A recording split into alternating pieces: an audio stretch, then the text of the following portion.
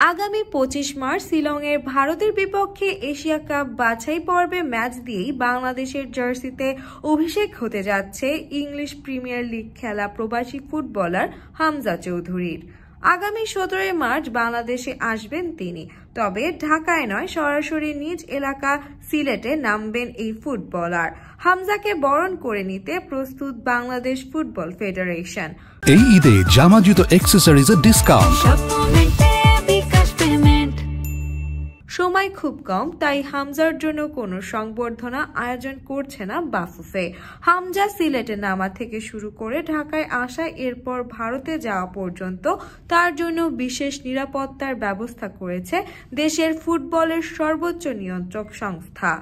হামজার চলাচলের জন্য বাফুফের একটি বিশেষ গাড়ি এবং সার্বক্ষণিক নিরাপত্তার জন্য একজন অফিসিয়ালকে দায়িত্ব দেওয়া হয়েছে বলে জানিয়েছে বাফুফের অন্যতম সহসভাপতি ফাহাদ করিম।